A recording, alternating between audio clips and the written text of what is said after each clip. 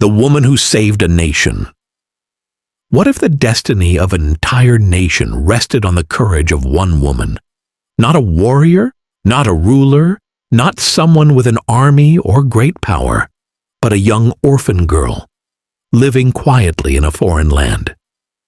Thousands of years ago, in the mighty Persian Empire, a secret plan was formed, a plan that would send fear across an entire civilization.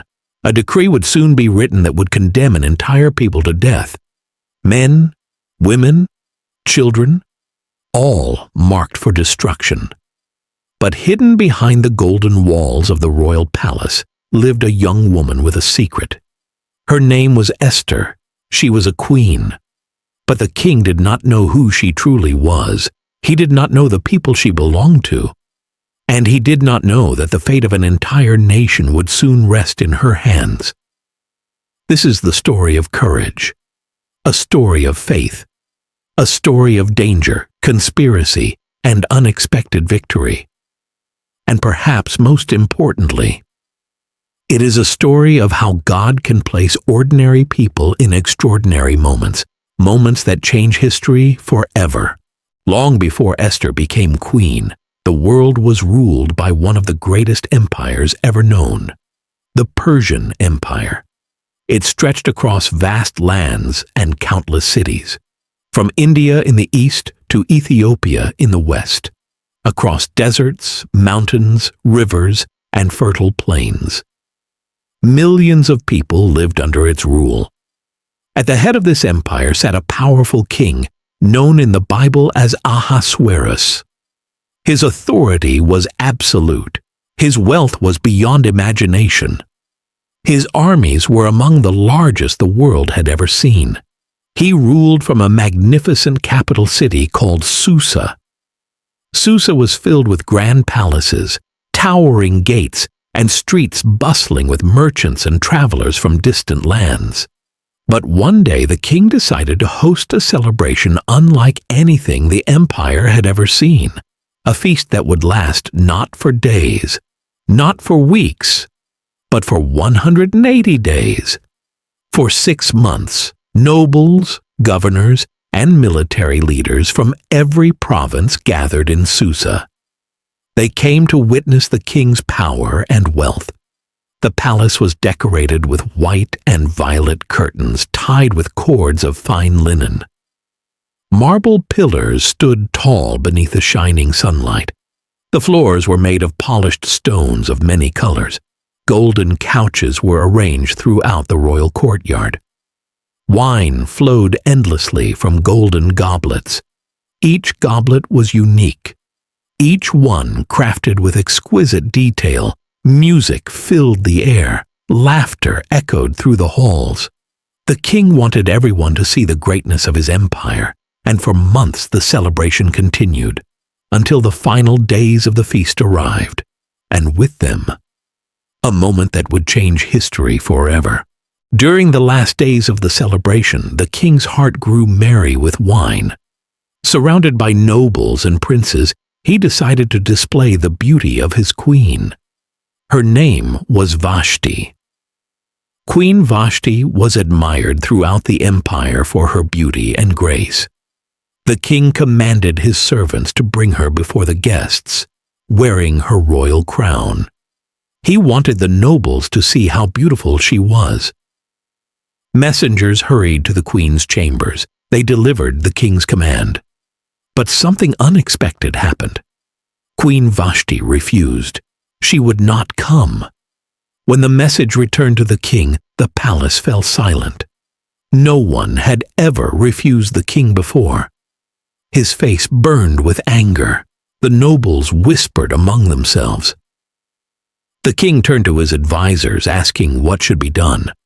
They warned him that if the queen's disobedience went unpunished, women throughout the empire might begin to challenge their husbands. They feared it could bring disorder across the kingdom, so the king made a decision. A royal decree was written. Queen Vashti would never again appear before the king. Her royal position would be given to another woman. And across the empire, a search would begin for a new queen. But no one yet realized that this decision, this single moment of pride and anger, was quietly preparing the way for a young orphan girl, a girl who would one day save her people. Far from the palace lived a young Jewish girl. Her Hebrew name was Hadassah, but she would later be known by another name, Esther. Esther had suffered loss early in life. Both of her parents had died when she was still a child, but she was not alone. She was raised by her cousin Mordecai. Mordecai loved her like a daughter. He cared for her, protected her, and taught her the traditions of their people. They lived among many Jewish families who had been scattered throughout the Persian Empire after earlier conquests. Though they lived in a foreign land, they still remembered their heritage. They still remembered the God of Israel.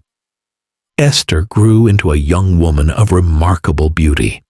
But her beauty was not only outward.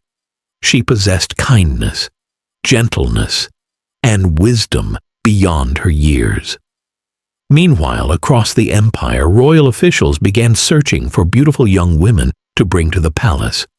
They traveled from city to city, village to village, selecting young women to be brought to the king's royal court. And one day, they arrived where Esther lived. When the king's officers saw her beauty, they chose her to be taken to the palace in Susa. And so Esther left the home she had known all her life. She entered a world of royal luxury, palace politics, and unknown dangers.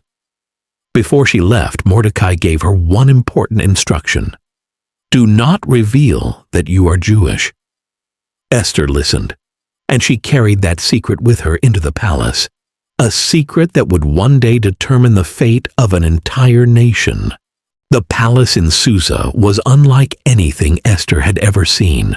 Marble halls stretched in every direction. Servants moved quickly through the corridors. The scent of perfumes and oils filled the air.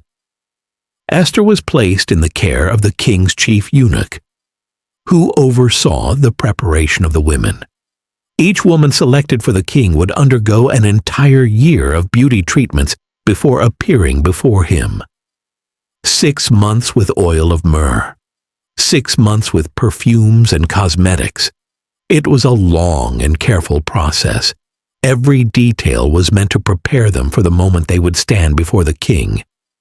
Many of the women dreamed of becoming queen. Some competed for attention. Others worried about their future. But Esther carried herself differently. She was humble. She listened more than she spoke, and she quickly gained the favor of those around her. Even the servants who worked in the palace noticed something special about her. Every day, Mordecai walked near the courtyard of the palace. He wanted to know how Esther was doing. He waited for news. He prayed for her safety. He knew the palace was a place filled with power, but also with danger. And soon, events would begin to unfold that would change the destiny of Esther forever.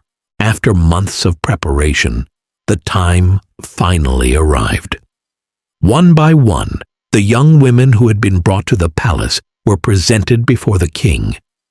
Each woman was allowed to take with her whatever clothing or jewelry she desired from the royal treasury. Some chose elaborate gowns. Others selected sparkling ornaments.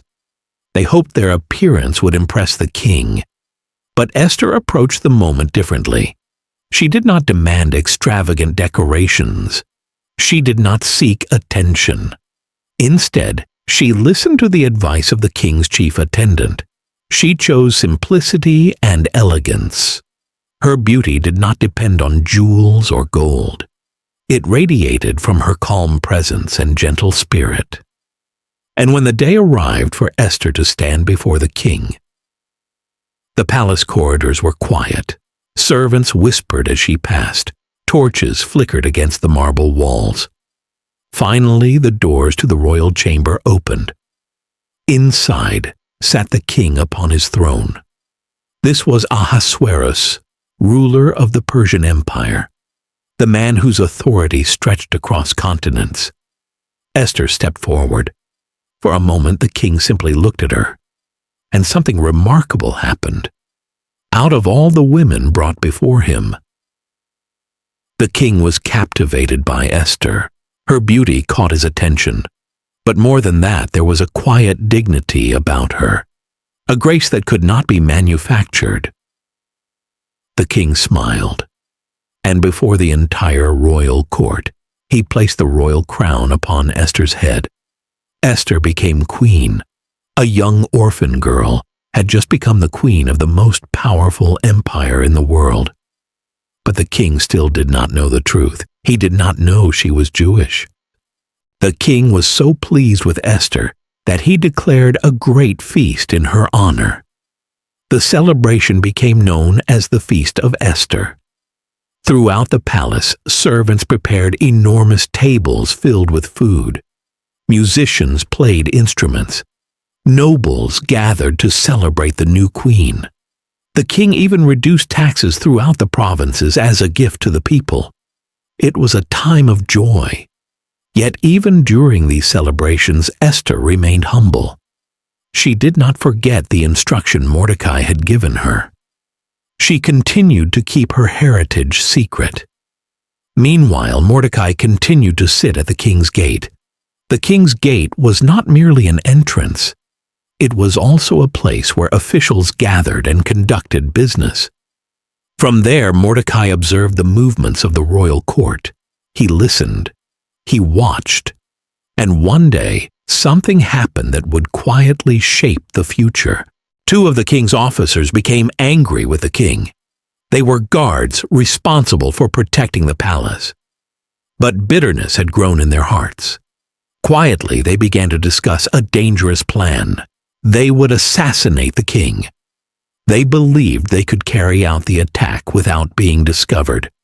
But Mordecai overheard their conversation. Realizing the danger, he immediately reported the plot. The message was delivered to Queen Esther. Esther then informed the king, and she made sure the king knew that the information had come from Mordecai. The guards were investigated. Their plot was exposed, and they were executed. The king's life had been saved. Everything was carefully recorded in the royal chronicles. But strangely, Mordecai received no reward, no honor, no recognition. The event was written in the records, and then forgotten. But the moment would return later, in a way no one expected. As time passed, a new figure rose within the king's court. His name was Haman. Haman was ambitious, he was intelligent, and he knew how to gain favor with those in power. The king promoted him above all other officials. Soon Haman became the most powerful man in the empire after the king himself. With his new position came great honor. Whenever Haman passed through the palace gates, people were expected to bow before him. Officials lowered their heads. Servants knelt in respect. Everyone honored Haman. Everyone except one man, Mordecai. Day after day, Mordecai sat at the king's gate. Day after day, Haman passed by, and every time he passed, Mordecai remained standing. He did not bow. The other officials noticed.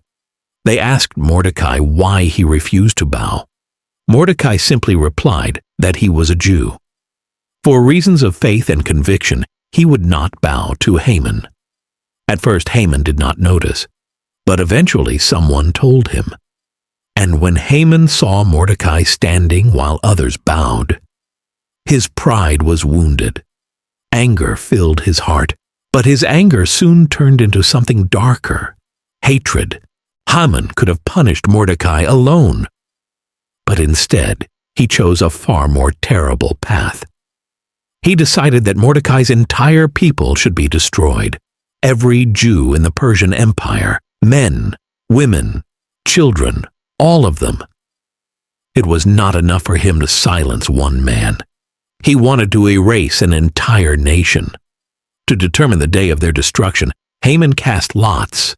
These lots were called pur, which means lot. The day selected fell nearly a year away. Plenty of time to prepare the plan. Now Haman needed the king's approval, so he approached the throne. Standing before the throne, Haman spoke carefully. He told the king that there was a certain group of people scattered throughout the empire, a people with different customs, different laws, a people who did not follow the king's commands. Haman claimed that allowing them to remain would weaken the empire. He suggested that these people should be destroyed. And to sweeten the proposal, Haman offered something enormous. He promised to deposit a massive sum of silver into the royal treasury. The king listened, but he did not ask many questions. Without investigating the matter further, the king removed his royal signet ring. This ring carried the authority of the king. Any document sealed with it became law throughout the empire. The king handed the ring to Haman, and just like that, Haman received the authority to carry out his plan. Royal scribes were summoned. They carefully wrote out the decree. Copies were prepared for every province of the empire. The message was clear and terrifying. On a specific day, every Jew in the Persian Empire was to be destroyed. Young and old, men and women, children. Their property would be seized. Their lives would be erased. Once the decree was written, it was sealed with the king's ring. Messengers mounted horses and rode quickly to every province. Across cities and villages, the announcement spread. Fear spread with it. But inside the palace, the king and Haman sat down to drink wine, unaware of the devastation their decision would soon bring. Mourning across the empire. When Mordecai learned about the decree, he was devastated. He tore his clothes. He dressed in sackcloth and ashes. He cried out loudly in the city streets. Across the empire, Jewish communities did the same. People fasted. They wept. They mourned. The future seemed hopeless. But Mordecai knew there was still one possibility. One person who might be able to stop this. Queen Esther.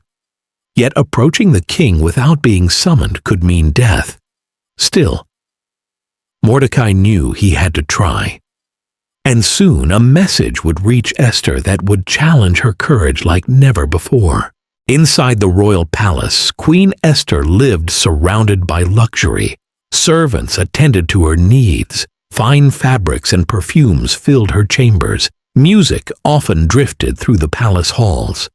But outside the palace walls, something terrible had begun to unfold. The Jewish people were mourning. Families wept in the streets. Fasting and prayer spread across cities and villages throughout the empire. News of Mordecai's public mourning soon reached the palace. Servants reported that he had torn his clothes and dressed in sackcloth. When Esther heard this, she was deeply troubled. She sent clothing to Mordecai so he could replace his sackcloth, but Mordecai refused. Esther realized something serious had happened. She sent a trusted servant to learn the truth. The servant found Mordecai near the king's gate. There, in the dust of the street, Mordecai explained everything. He described the decree. He explained how Haman had convinced the king to sign the order. He even sent a copy of the official decree to show Esther. Then Mordecai delivered a message that would change the course of history. Esther must go to the king. She must beg for mercy. She must plead for the lives of her people. The servant carried Mordecai's words back to the palace. When Esther heard them, her heart began to race. She understood the danger immediately. Anyone who approached the king without being summoned could be executed. There was only one exception. If the king extended his golden scepter, the person would live. But if he did not, death would come instantly. And Esther had not been summoned to see the king for 30 days. The palace messenger returned to Mordecai with Esther's answer. She could not simply walk into the king's presence. The risk was too great. But Mordecai refused to accept silence. He sent another message, and these words would echo through history. Mordecai's reply carried both warning and hope. He told Esther something she may not have wanted to hear.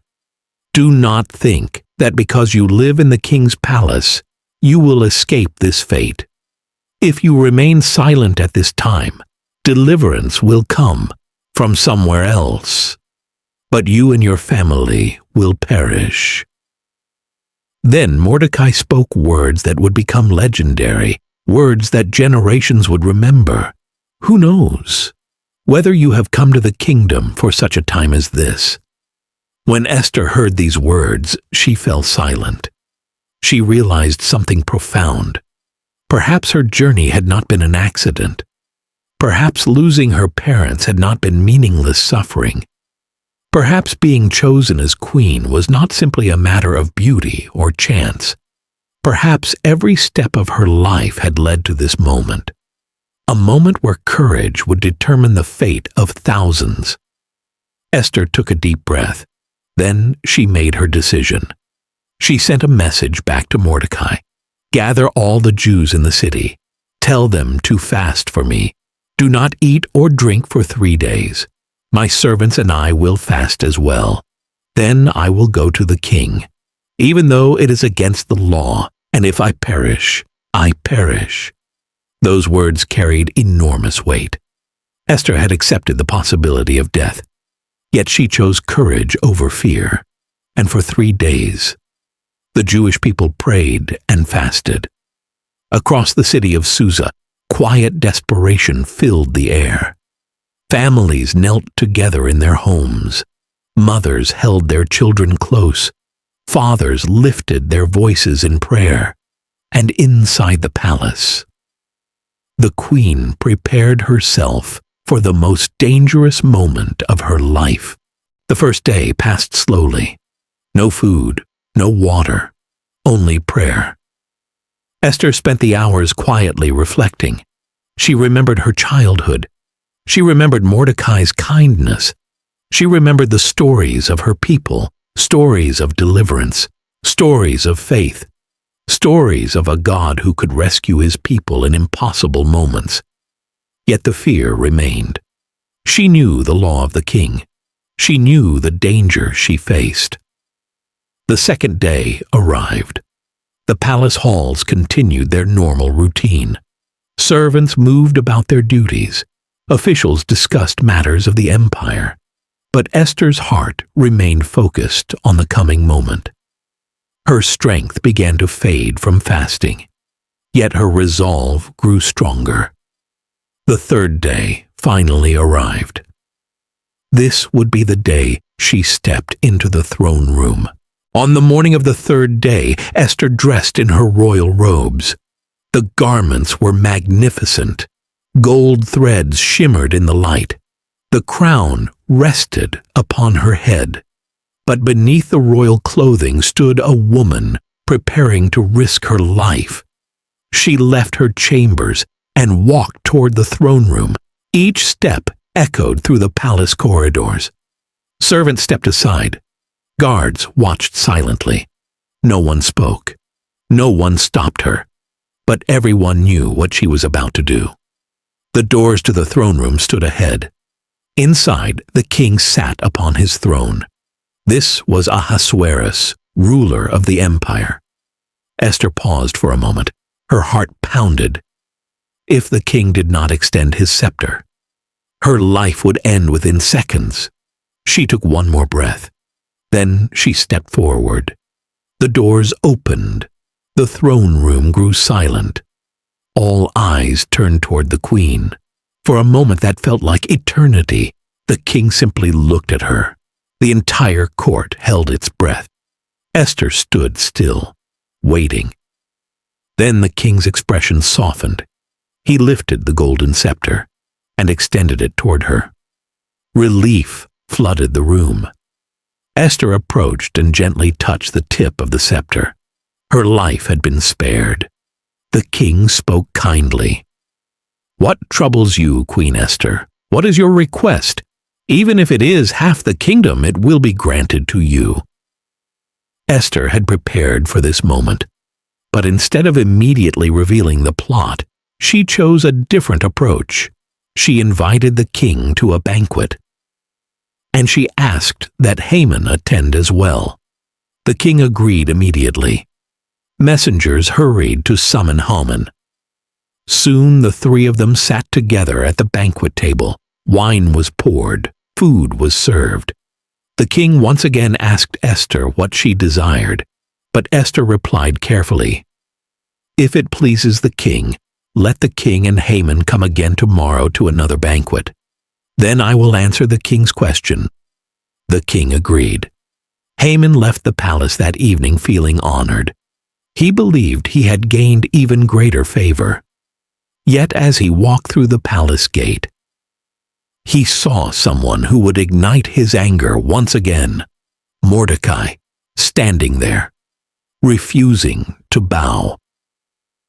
Haman's pride burned with rage, and that night, he would make a decision that would soon lead to his downfall. When the banquet ended, Haman left the palace feeling proud and honored. Out of all the officials in the empire, he alone had been invited to dine privately with the king and the queen. His heart swelled with pride. He walked through the palace gate imagining how powerful he had become. The entire empire respected him. The king trusted him. The queen had invited him personally to a royal banquet. Yet as he passed through the gate, his eyes fell upon a familiar figure. There sat Mordecai. As usual, Mordecai did not bow. He did not lower his head. He simply remained seated. The moment Haman saw this, his joy vanished. Anger burned inside him like fire. How dare this man refuse to honor him? How dare one insignificant Jew challenge his authority? Still, Haman controlled himself in public. He continued walking, but the anger inside him only grew stronger. That evening, Haman gathered his friends and his wife, Zeresh. He began to boast about his greatness.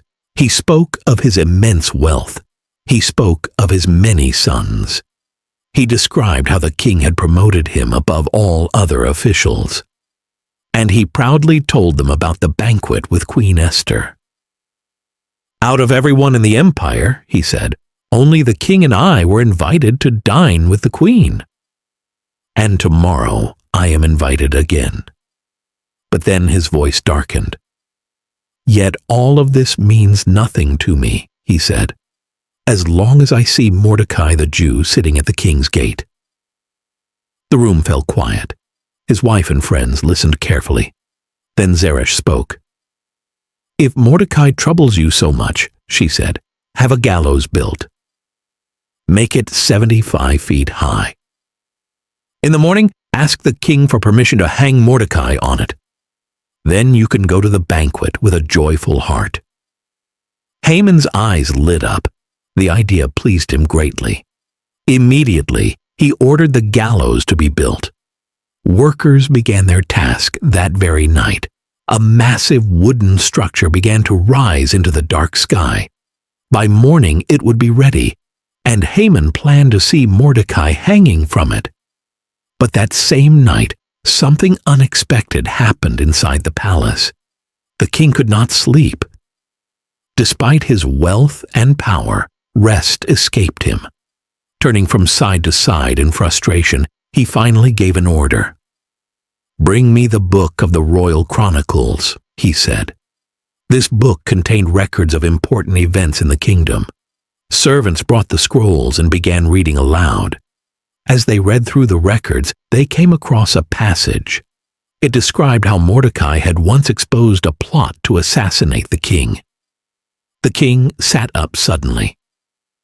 "What honor or recognition was given to Mordecai for this?" he asked. The servants checked the records carefully. Then they replied, "Nothing has been done for him." The king was surprised. A man had saved his life. yet he had received no reward. Just then someone entered the outer court of the palace. The king asked, "Who is in the court?" The servants looked and replied, "It is Haman." Haman had arrived early that morning. He planned to ask permission to execute Mordecai on the gallows. But before he could speak, the king summoned him inside. Haman entered the throne room confidently. He expected to receive permission for his plan. But before he could speak, the king asked him a question. "What should be done for the man the king delights to honor?" Haman's heart leapt with excitement. Surely the king meant him. Who else could deserve such honor? Quickly he began imagining a grand celebration. "If the king wishes to honor someone," Haman replied, "let them bring a royal robe that the king himself has worn. Let them bring a horse that the king has ridden, one with a royal crest placed upon its head. Then let the robe and horse be given to one of the king's most noble princes. Let the honored man ride through the city streets, and let the prince proclaim before him, 'This is what is done for the man the king delights to honor.'" Haman smiled proudly as he finished speaking, but the king's next words stunned him. "Excellent," the king said. "Quickly take the robe and the horse, and do exactly as you have suggested, for Mordecai, who sits at the king's gate. Do not neglect anything you have recommended." For a moment Haman could not speak. The man he hated most in the world, the man he planned to hang that very morning, was now to be honored. And Haman himself had to lead the celebration. Haman had no choice. The king's command could not be ignored. He took the royal robe. He prepared the king's horse. Then he went to the king's gate. There he found Mordecai. Haman dressed him in the royal robe. He placed him upon the horse, and then he led him through the streets of the city. As people gathered along the road, Haman was forced to proclaim loudly, "This is what is done for the man the king delights to honor." The words tasted bitter in his mouth. Crowds watched in amazement. Mordecai rode quietly through the streets, and the man who hated him most walked before him. When the parade ended, Mordecai returned calmly to the king's gate, but Haman rushed home in humiliation. He covered his head in shame. At home, Haman told his wife and friends everything that had happened. He expected them to comfort him. Instead, their expressions grew serious. His advisors spoke carefully. "If Mordecai is truly a Jew," they said, "and you have begun to fall before him, you will not overcome him. Your downfall is certain." Haman's heart sank. For the first time, doubt crept into his mind. But before he could think further, the king's servants arrived. They had come to escort Haman to the queen's banquet. The second banquet with Esther was about to begin. Haman followed the servants back to the palace. He had no idea that within hours, his life would take a dramatic and irreversible turn. The banquet table was already prepared. The king was waiting, and Esther was about to reveal the truth. The palace dining chamber was filled with warm light as evening approached. Golden lamps flickered along the walls. Servants moved quietly between the tables, placing dishes of food and pouring wine into polished cups. The king sat in his place of honor. Beside him sat Esther, the queen of Persia. Across from them sat Haman. Haman tried to appear calm, but inside his mind was restless. The humiliation he had experienced earlier that day still burned in his memory. He had been forced to honor the very man he hated most. Still, he tried to push those thoughts aside. After all, he had been invited again to dine with the king and the queen. Surely that meant he still held great favor. The meal continued peacefully. Wine was poured again. Music drifted softly through the chamber. Then the king turned to Esther with curiosity. For the third time he asked her the same question. "What is your request, Queen Esther? What is your petition? Even if it is half the kingdom, it will be given to you." The moment Esther had prepared for had finally arrived. She took a quiet breath. The room fell silent. Esther spoke carefully, but with courage. "If I have found favor with the king," she said, "and if it pleases the king, grant me my life, and spare my people." The king leaned forward. Her words surprised him. "What do you mean?" he asked. Esther continued, "My people and I have been sold to destruction, to be killed, to be wiped out. If we had merely been sold as slaves, I would have remained silent. But this destruction cannot be ignored." The king's expression changed. His voice grew sharp with anger. Who would dare to do such a thing? Who would plan something like this? Esther slowly turned her gaze toward the man sitting across the table. Her voice was steady. "The enemy and adversary is this wicked man." And she pointed directly at Haman. The room seemed to freeze. Haman's face turned pale. For the first time, he realized the full weight of what had happened. The queen herself was one of the people he had condemned.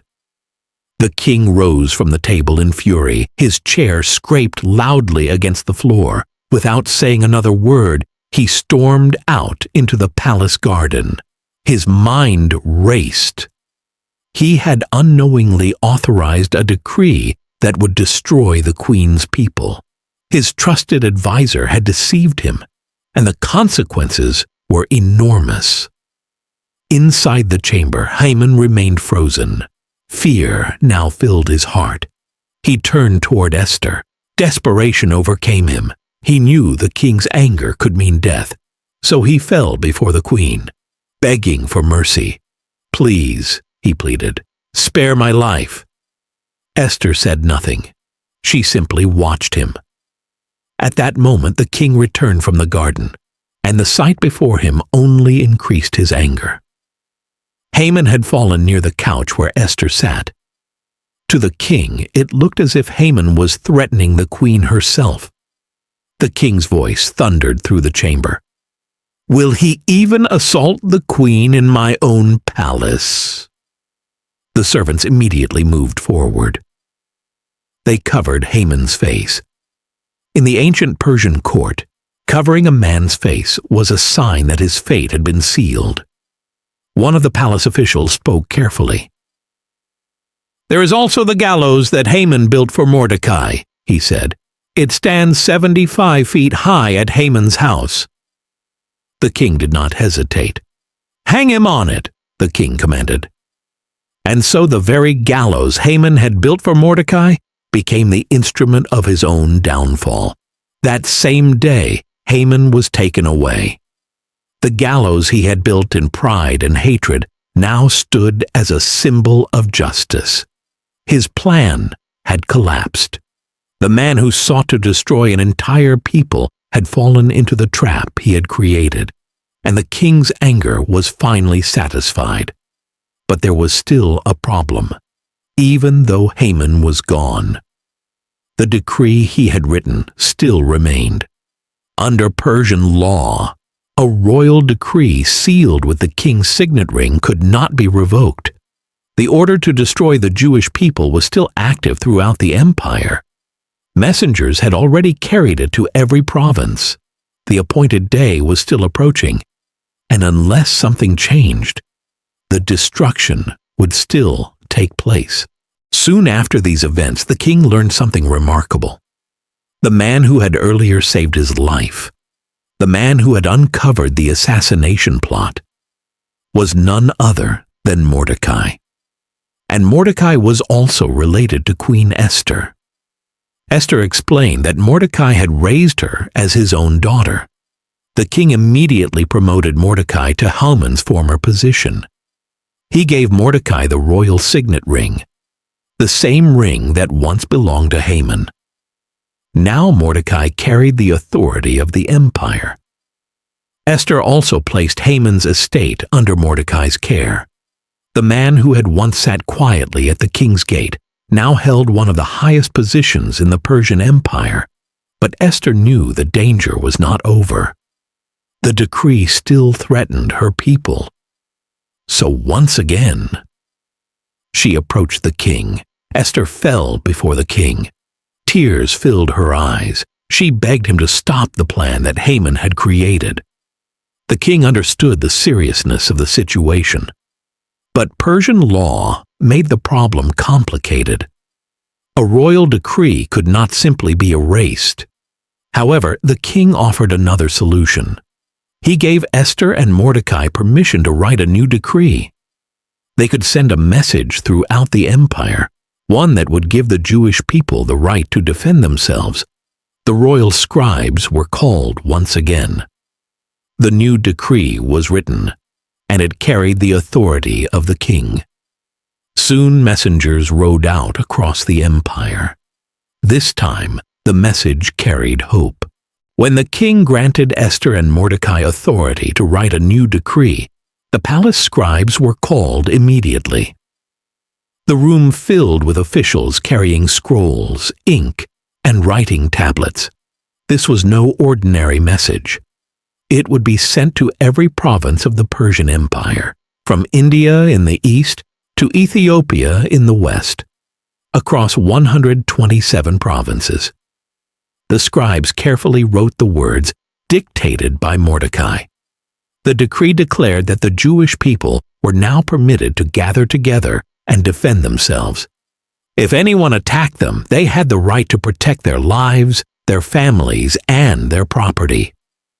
Once the message was complete, it was sealed with the king's royal signet ring. The authority of Ahasuerus now stood behind it. Fast horses were prepared. Messengers mounted them and rode quickly in every direction. Across deserts, across mountains, across rivers and valleys. They carried news that would transform despair into hope. As the new decree reached cities and villages throughout the empire, the reaction was immediate. Where there had once been mourning, there was now relief. Where people had worn sackcloth and ashes, they now dressed in celebration. Families who had been preparing for destruction suddenly saw a chance to live. In the city of Susa, the streets filled with joy. Many people throughout the empire even chose to support the Jews, realizing that the tide of power had shifted. Fear of Mordecai's growing influence spread among the officials. Meanwhile, Mordecai himself left the palace wearing royal garments, a robe of deep blue and white, a large crown of gold. Fine linen and purple garments surrounded him. The man who once sat quietly at the king's gate now walked with honor through the city, and the people of Susa celebrated. But the appointed day written in the original decree still approached, the day when enemies of the Jewish people had planned to destroy them. Now that same day would become a day of confrontation. Throughout the empire, Jewish families prepared themselves. They gathered together. They strengthened one another. They waited. And when the day arrived, those who had planned to attack them realized something had changed. The Jews were no longer helpless. They were organized. They were prepared. And more importantly, the authority of the king now protected them. Officials throughout the provinces supported them. Fear of Mordecai had spread widely. And so when conflicts arose, the Jewish people were able to defend themselves successfully. Those who sought to harm them were defeated. The plan of destruction had been completely reversed. In the capital city of Susa, the struggle was intense. Enemies of the Jews attempted to carry out their plans, but the Jewish people stood together. They defended themselves with determination. By the end of the day, the attackers had been defeated. Among those who fell were the 10 sons of Haman, The king later asked Esther if there was anything more she desired. Esther requested that the defense of the Jews in Susa continue one more day. The king granted her request. The following day confirmed the victory. The enemies who had sought destruction had been overcome. Yet something remarkable also occurred. The Jewish people did not seize the wealth of their enemies, even though the decree allowed it. Instead, they simply protected their lives and families. Their goal was survival, not revenge. When the battles ended, relief spread across the empire. The Jewish people rested. They celebrated. Families gathered together. Food was shared. Joy replaced fear. Mordecai wrote letters to Jewish communities throughout the empire. He encouraged them to remember these days forever. The days when sorrow had been turned into joy. The days when destruction had been transformed into victory. And so a new celebration was established. It became known as the Festival of Purim. The name came from the lots, or pur, that Haman had cast when choosing the day of destruction. What had once symbolized death now became a reminder of deliverance. Every year the Jewish people would celebrate these days with feasting, joy, and gifts for the poor. They would remember how their story had changed, how danger had become victory, how fear had become hope. As time passed, Mordecai continued to serve as one of the highest officials in the empire. He worked alongside the king. He sought peace for his people, and his influence spread throughout the land. The Jewish communities respected him deeply. The empire recognized his wisdom, and Queen Esther remained beside the king as a voice of courage and compassion. Together, Esther and Mordecai helped protect their people. Their story became one of the most remarkable accounts of courage in history. One of the most fascinating things about the story of Esther is something many readers notice. Throughout the entire story, the name of God is never mentioned directly, yet his presence can be seen everywhere. In the timing of events, in the sleepless night of a king, in the courage of a queen, in the reversal of a wicked plan. What seemed like coincidence after coincidence formed a pattern that revealed something greater. Even when God appears silent, he is still at work. He moves through circumstances. He moves through people. He moves through moments that seem ordinary until they suddenly become extraordinary. Esther began her journey as an orphan girl living quietly in a foreign land. She had no power, no position, no idea that her life would one day affect an entire nation. Yet when the moment came, she chose courage. She chose to stand up for her people. She chose to risk her life for what was right. And because of that decision, thousands were saved. History was changed, and her story has been remembered for generations. Perhaps the most powerful words in the entire story were spoken by Mordecai, words that still echo through time. Who knows whether you have come to your position for such a time as this? Those words remind us that every life has purpose, every moment carries possibility, and sometimes the most ordinary person can become the answer to an extraordinary problem. The story of Esther is not only about the past, it is a reminder for every generation that courage matters, that faith matters, and that even in the darkest moments, hope can still rise. If this story has inspired you, take a moment to reflect on the courage of Esther, a woman who stood between destruction and deliverance, a queen who risked everything for her people. And remember, you may never know the full impact of your own courage. The moment you choose to stand for what is right may be the very moment that changes someone else's story forever.